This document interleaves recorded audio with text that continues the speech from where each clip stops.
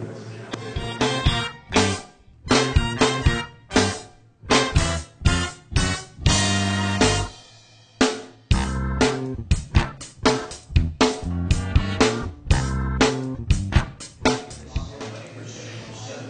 evening, sports fans, and welcome to another edition of Upon Further Review, a production of Inside Sports, coming to you live from Soup Sports Grill in Woodland Hills, California, on Ventura Boulevard, just off the DeSoto exit on the 101. If you're in the area, come on down and join us as the 49ers host the Pittsburgh Steelers.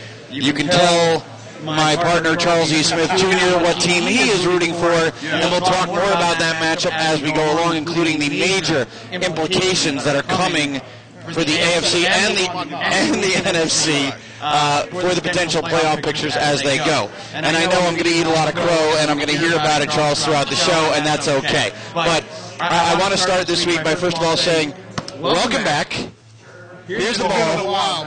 Try not to run away again. Try not to run away again. But it is a pleasure to be here. Always a good time here at Soups, and we're looking forward to a great game that'll start at the bottom of the hour. We have our pregame webcast, and then we'll have a postgame show as well tonight as we come to you live from Soups Sports Grill in Woodland Hills, California. A lot happened yesterday, Charles, and something that had only happened twice before in the NFL. One of them was the biggest shocker that we've had in a long time. Another one, maybe not necessarily a shocker, but you put the two of them together, and it made history. Only twice before in the NFL had a team at least 10-0 lose, and a team that was 0-10 win on the same weekend, and it happened yesterday. Of course, the Colts finally get into the win column, but that's not nearly as important as the fact that the Green Bay Packers lost to the Kansas City Chiefs. And so my question to start our show, Charles, was this just a blip on the radar because of injuries, especially to the Green Bay offense?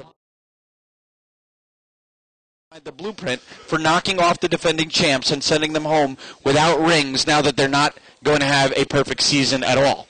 Well, you know what? This is one thing where it was almost the perfect storm because everyone had wondered what's going to happen if they come out a little bit flat. Can the defense hold? And really, they lost that game 19-15. When you look at it, though, I think at one point Kansas City had 10 plays inside the red zone and only gained 3 yards. So it was 19-14 was the final score, but really the game was not even that close. It really was, literally it was a blowout in the favor of Kansas City, if Kansas City could execute at all in the red zone. Which clearly they cannot, which is why they're Kansas City. We're just going to move your mic a little bit closer to you. Okay. All right. But here's the other side of this, Charles. Greg Jennings goes out, and that definitely had an impact. And then 2 offensive linemen go down. Well, now we see that Aaron Rodgers, without blocking, is just like every other elite quarterback without blocking. They're not pinpoint accurate. They're not able to find their second and third and fourth receivers, just like we've seen with Peyton Manning when he gets pressure, just like we've seen with Tom Brady when he gets pressure, just like we've seen when Drew Brees gets pressure. No quarterback is super accurate when they can't set themselves in the pocket and they're not getting drilled constantly. I believe he got sacked 4 to 5 times, got hit 4 or 5 other times. Ali had 3 sacks himself. Right. I believe 2 in that closing drive that Green Bay had. And all things considered, you talk about the inability of Kansas City to execute and put that game away, but look at the other side of this. The Green Bay Packers defense gave up 19 points, and the team still didn't win yesterday. Now, that to me, even with the offensive line injuries, that would give me cause for concern if I'm a Packers fan. Definitely. And when you look at some of the teams that are surging, in particular, you might want to look at the New Orleans Saints, who I think have won 6 straight at this point. They might be one who, if they get in there, they could knock them off. And don't sleep on the New York Giants. I know they laid an egg there against Washington yesterday. Oh, boy. Really? Really? You're going to the Giants one more time? If they are healthy, and come playoff time, we're looking at O.C. Umenyiora up front. We're looking at JPP, Jason Pierre-Paul, who's also a beast. They can get that good pressure up front and make the likes of Aaron Rodgers very uncomfortable. Okay, so you're looking at them as a potential matchup. I like Eli Manning in a big game. But you're looking at them as a specific matchup, not necessarily as the Giants are running the table because the Giants could run the table. No, the Giants might not make the playoffs. Okay. I'm saying if they get in, they're one of the teams that they do have that blueprint and they do have the personnel to beat the Packers. Okay, they can. Now, talk about another team, and you mentioned them, and you mentioned the New Orleans Saints, winners of 6 straight. And, of course, they have Drew Brees, who was Super Bowl MVP a couple of years ago, might be the MVP of the league this year. Let me just throw a few numbers at you today. And I blogged about this at thereitisjake.com, okay? Drew Brees, yesterday, 412 yards and 5 touchdowns, completed over 80% of his passes and didn't throw a pick. Never done before in the history of the NFL, though, that combination of numbers. Over 400 yards, 5 touchdowns, over 80% completions, and didn't throw a pick. But I'll give you better numbers, okay? Those are good, right? Yes, they are. I'll give you better numbers. In the last 5 games that the Saints have won, he has completed 73% of his passes over the course of that time, okay? He's 148 for 204. He's thrown for 1,776 yards. He's averaging nearly 400 yards a game, okay? Yeah. Let me keep adding numbers for you. During that time, he's completed 16 of those passes for touchdowns. And now here's the biggest figure of them all. During that 5-week span, he has thrown 0, zip, zilch, nada, none. Not a single interception in those 5 games. I don't care who you're playing. I don't care the competition.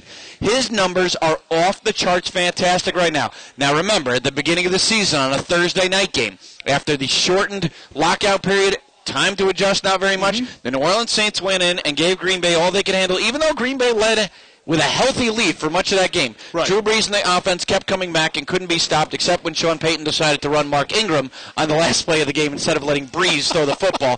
I don't know why. Having said that, they don't match up well defensively because, frankly, the New Orleans Saints don't play good defense.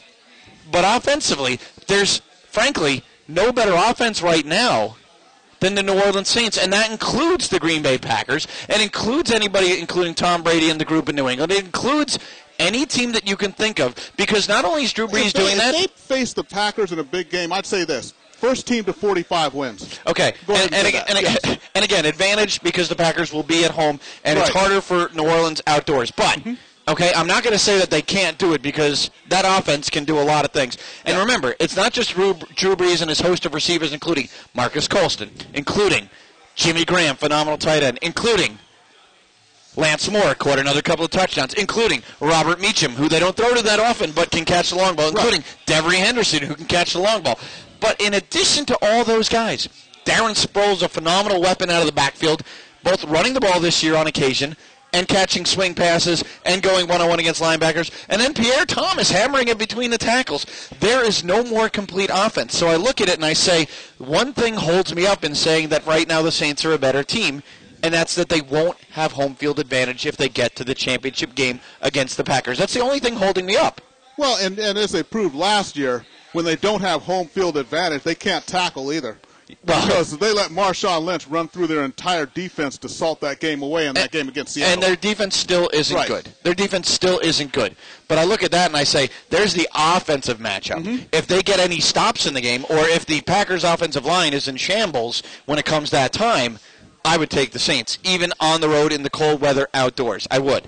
That's one of those where you look at the matchup when the matchup comes, but that's one of the reasons why when you talk about being beat up, that's why a lot of teams want that bye week before the playoffs start. And the Packers are going to get that, but, they're going to need that too. And we don't know if the Saints will. Again, last year the Saints, as you pointed out, went on the road to Seattle, a team they should have crushed, and they got beaten up. This year, they will be home for a playoff game. The question is, will they have the bye week and a home game in the second round automatically because they beat out the 49ers, which is why tonight's game is so huge between Pittsburgh and San Francisco. Again, we'll come back to more of that when we start to preview this Monday night game. But that's the team I looked at and I thought about. Now, there's some other teams in the NFC. You mentioned the Giants, and here's a real funny one. We both said the Eagles were dead weeks ago, and they were. But somehow, some way, the Cowboys and the Giants have refused to shovel the dirt on them. Instead, it almost seems like they're helping them dig out. And now after 2 wins, including throttling my Jets handily yesterday, the Eagles sit, I don't want to say in the catbird seat, but think how likely it is that they can get to the postseason right now. Here's what has to happen. This is the scenario, Charles. Give me that. Give me that scenario. The Eagles beat the Cowboys this week. Very possible, okay? Definitely. And next week the Eagles play the Redskins. Very possible they win both games. The Cowboys, if they lose this week, then play the Giants. If the Giants beat them the last week, they'd both be 8-8. The only other piece of the puzzle is the Jets have to beat the Giants this week. So if the Jets beat the Giants, the Eagles beat the Cowboys, and that takes care of this week, then next week the Giants beat the Cowboys, and they've already beaten them once, and they seem to have their number, and the Eagles beat the Deadskins. Then the Eagles in the three-way tie will be the NFC East champs at 8-8. Were both those teams, the Jets and the Giants, were they possibly looking forward to the Battle of New York during yesterday's games? I think the Jets just aren't that good. As a Jets fan and as a lover of the Jets, Jets, they're just not that good, but they shouldn't get their butts kicked like they did yesterday. Right. But my buddy, Santonio Holmes, who I really, really, really can't say what I'd like to about him, even though we're on the Internet, he is a major problem. And this guy is always the first to point the finger at everybody else. I didn't hear him do much talking about how poorly he played and how he helped set the tone for the game. First, he fumbles, and that led directly on that play to a touchdown for the Eagles. The second time, the Jets are in scoring territory, and it goes right through his hands and gets picked off. That stops their scoring drive, and the Eagles go down the field and get another touchdown. Right there was a 21-point swing between those two touchdowns and then the one the Jets didn't score. So you look at it and you say, that's a problem. The Eagles weren't that good yesterday, but the Jets were atrocious, and much of it Santonio Holmes in the first half got so far behind that they were done. Now, the Jets can't stop a running game. The good thing is for them against the Giants next week, the Giants' running game isn't exactly fabulous. Well, the Giants' running game, it kind of comes and goes. Yes. Every now and then, Brandon Jacobs gets out there and runs like the big rumbling beast that he could be. Yes. Then every now and then he acts like that other number 27, Ron Dane, and thinks he's going to tippy-toe and be an east-west runner and sort of, not that hole, not that one. I'll try. Oh, wait, I'm tackled. Yeah, down I go. So if he stays with that north-south, then he's going to be effective. But if he starts getting creative, then, Let me put you on the spot. Eagles win a division the way it's set up. Do you think it happens? No. Because you think the Giants win this week the and Giants next are going week to run the table. If the Giants run the table, they're in. Then they're in, and they'll do it. They'll do it. Because they'll have the tiebreaker by beating Dallas twice. Exactly. It all comes down to this week, if you ask me, because I agree with you. If the Giants win this week, they'll win next week. They'll beat the Cowboys. And either way, if the Giants win this week, the Eagles will be eliminated, because if the Cowboys win next week, then the Cowboys will be ahead on the tiebreaker. They'll be ahead because they'll have won an extra game. No matter what, the Giants can lock them out this week. Right. Just win out. Forget the mathematical possibilities. Giants win you can control your own. Giants win this week. Giants win this week. Next week becomes a win-and-you're-in game between the Giants and the Cowboys. Exactly. It's just that simple. A thing of beauty. That's what I love on the final week. And the other division, obviously, we mentioned San Francisco's got it locked up. Arizona and Seattle have played nicely. They both won this past week. Arizona doing it for the third time this year in overtime with help from Patrick Peterson, another big punt return. The Seahawks and Marshawn Lynch, who's become a touchdown beast. 10 straight weeks he scored at least a touchdown. You know what? When I look at the Cardinals, it's kind of a hard luck team. They've won 4 in a row, but early in the season they went through a stretch where they lost 6 straight games. 4 of those games they lost by a total of 11 points. Yes. So you just think they got to be looking back and just kicking themselves. If they had just gone 500 in that, they didn't have John Skelton fired up yet. He wasn't ready to go. That's true. He wasn't ready to go. True. All right, we are ready to go. When we return, plenty more to come on this edition of Upon Further Review. We'll take a look at what happened to Mr. Tebow, and not just on Saturday Night Live, but also on Sunday as well. We'll look at the rest of the playoff picture, get a look at that. Reggie Bush goes off, and the Carolina Panthers dug deep into the movie archives and stole a play from a film. We'll talk about that and much more. This is Upon Further Review, live from Soup Sports Grill in Woodland Hills, California. Jake Stevens, Charles E. Smith Jr., and Inside Sports Production. We're coming back in 60 seconds.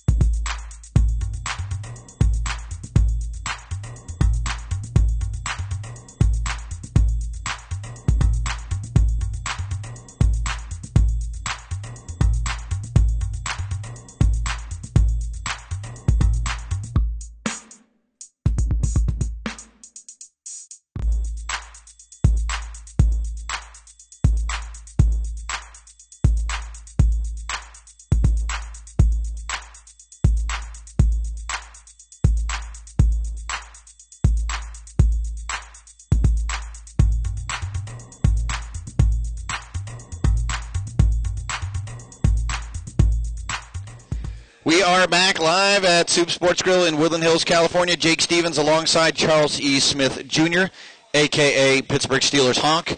And it is Upon Further Review, Monday Night Football webcast, getting you set for the Steelers at the 49ers, a game that will have very, very significant implications to the playoff picture, which we will cover in depth on the post-game show after we know how tonight's game plays out. Now, another piece of the puzzle came into focus in the NFC yesterday. The Atlanta Falcons had already throttled the Jacksonville Jaguars and put themselves in prime position to make the playoffs. They've got to win one of their last 2 games, and they're in. They're at New Orleans this week. That's a tough one. They finish at home against Tampa Bay. Unless Matt Ryan gets hurt this week at New Orleans, they're going to come home and beat Tampa Bay and clinch a playoff spot. The other one is a remarkable story, as the Detroit Lions, just 3 years removed from 0-16, and 3 years from removing Matt Millen, get themselves into the playoffs in all likelihood, unless a unbelievable, bizarre set of circumstances happen, by beating the Oakland Raiders yesterday 28-27, a rally for a team that doesn't have a history, especially recently, of coming up big, but they have rallied a bunch this year in games. Recently, you mean within the last 50 years? That should about cover it for the Lions, yes. But this year have been a comeback team extraordinaire. They do it again yesterday. 2 touchdowns in the last 5 minutes. They beat the Raiders. The Lions now either a win away, and they play a couple of tough games because they do have the Packers last week of the season, and they've got a tough one this week. But I tell you right now, unbelievable story. And unless some of the 7-7 teams win both games and aren't a division winner and don't factor in and they don't end up in a multi-way tiebreaker, the Lions are just about in. Wonderful story. Wonderful story. Definitely. I like and they built this thing the right way when they finally went out. They drafted Matthew Stafford. They built around him. They got Calvin Johnson. They got Pettigrew. They've got all the pieces that they need. The defense is fantastic up there. Dominican Sue, as long as he can play under control. A big if. He's a very dominating player with Van Den Bosch up there. They're going to be they're on their way to establishing themselves as a contender. Yes. The Detroit Lions. Yes. When I look at them, and I always do the window of 5 to 7 years, I think they're going to have a good window here of 5 to 7 years where you're going to have to look out for the Detroit Lions on your schedule. Unbelievable that's happening. Never thought I'd ever say that. Unbelievable. Now, the Pats absolutely pummeled the Broncos. Tim Tebow never had a shot to get that miracle going late in the game, as Tom Brady and the Patriots pretty much put them away early. You see them talking afterwards there on the shot, and that's not one of Charles' pals in the middle of that. But you know, Tebow had his moments early. Homie got right in the middle of that shot, too. He's perfectly centered. Tebow had his moments early, but then Brady and the Patriots took over, which is not unlike what we suspected. Right. However, the Broncos showed something. They didn't just get run out of the building. They hung around and scored a touchdown. They just couldn't stop the Patriots. But that team didn't lay down. I was very impressed, even with them getting beaten up badly. It wasn't forget it, we can't win this week. And even when they knew they were going to lose, they still didn't just lay down. That team is going to thrash Buffalo this week, and they're going to win that AFC West division. Even better, though, was the Saturday Night Live sketch with Tim Tebow.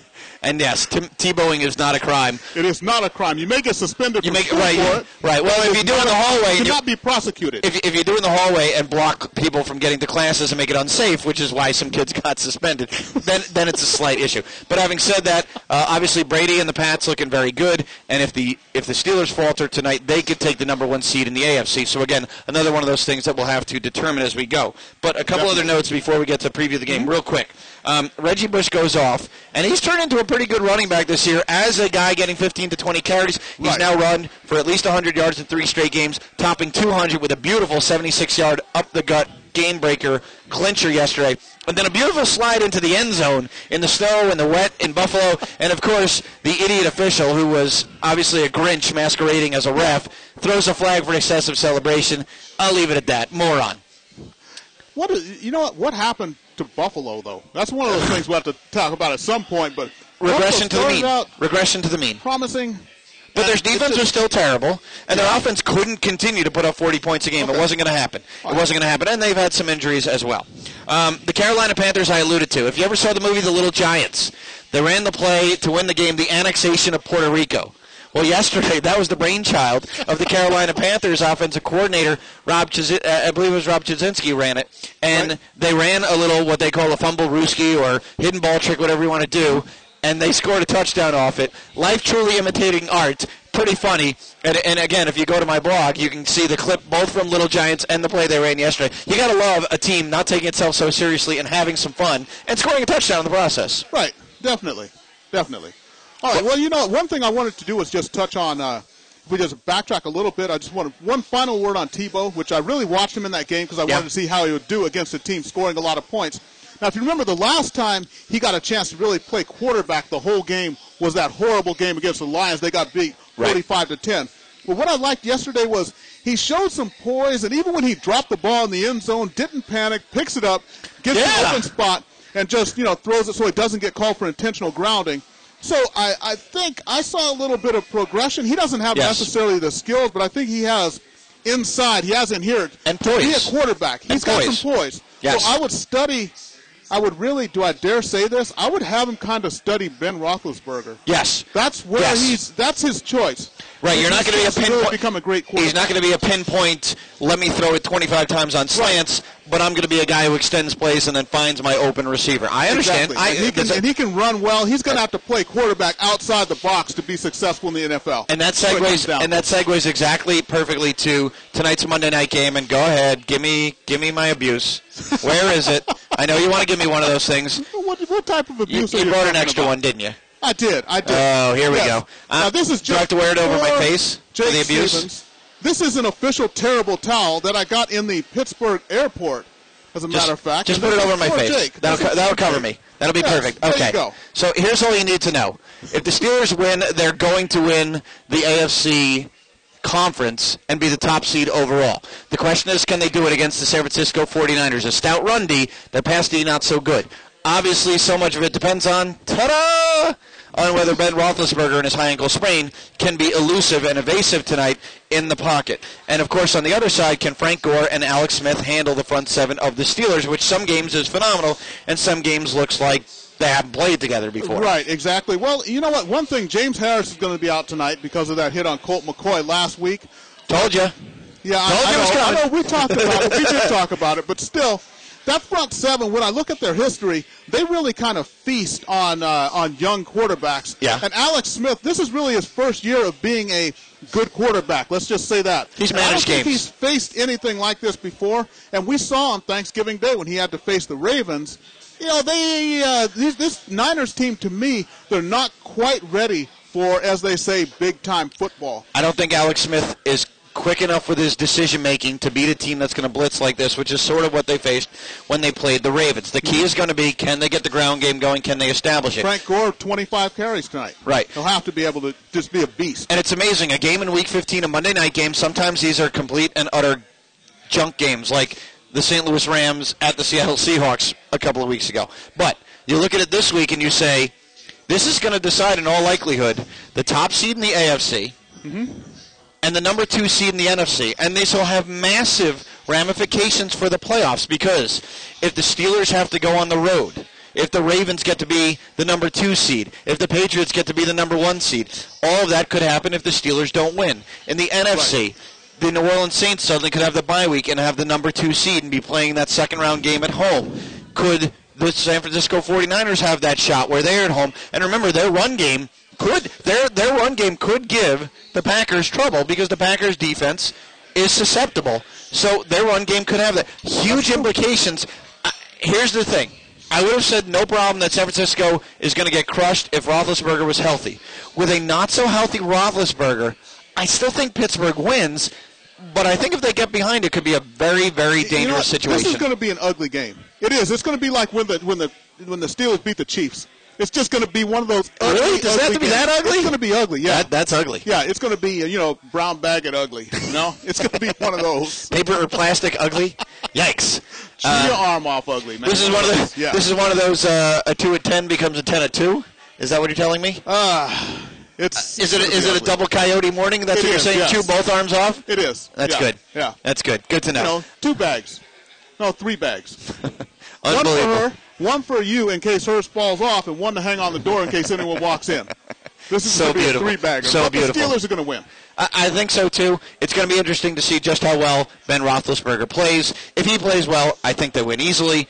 But if he struggles, if he gets banged up, if he has to come out of the game and Charlie Batch has to play, it's a toss-up to me. It's a toss-up. Right, and if Batch plays, then we're going to see a lot of Mendenhall. We're going to see a lot of Isaac Redmond, Weldy Moore, because they're going to keep the ball on the ground. Every time he even drops back to pass, it's every Steeler fan collectively holds their breath. But the problem with that is that the 49ers have the best run defense in the league, and if memory serves correctly, and if I have the stats right, I don't believe they've given up a rushing touchdown the entire season. I don't think they've given up one. So exactly. The number one rush defense, but Patrick Willis has been out. He'll be playing tonight, but is he going to be banged up? And, I don't think that defense – it's one thing the Steelers' defense surviving without James Harrison, because those guys are used to rotating in and playing and everything, but can this stout San Francisco defense survive without that centerpiece right there, Patrick Willis? I don't really know. And frankly, if Roethlisberger is playing and can move, if their rush doesn't get near him, he will pick apart that very suspect San Francisco secondary. They're not a great pass defense. Remember those bookends, Antonio Brown and Mike Wallace. Mike Wallace we thought was the fastest guy you'd ever see. Then they get Brown last year. He's actually faster than Wallace. With those two guys sprinting down, that will stretch the defense out. And, there's nobody who can really hang with those two guys. So look for them to be a factor. And San Francisco, frankly, doesn't cover well down the field anyway. So it's going to be a very interesting game. When it's all said and done, we will have a post-game show. We'll wrap up tonight's game, break down what we saw, and then break down the playoff picture. We've got the schedules for the next 2 weeks for all the playoff hopefuls, including all the teams we just talked about, as well as the Cincinnati Bengals, who we didn't talk about, who just got by the St. Louis Rams. A.J. Green, their star receiver, banged up. Who knows if he'll play? But a very interesting situation brewing for the Cincinnati Bengals and their playoff hopes. So we'll go through that. We'll go through everything that happened. We'll break down both conferences, and we'll get you set for the last couple of weeks of the season. For Charles E. Smith, Jr., I'm Jake Stevens, live from Super Sports Grill in Woodland Hills, California. You can still come down and enjoy the happy hour specials. Come down and enjoy Monday Night Football on Ventura Boulevard, just off Canoga, off the 101. Come join us. We're done for the pregame. We'll be back for the postgame. Enjoy the Pittsburgh Steelers at the San Francisco 49ers.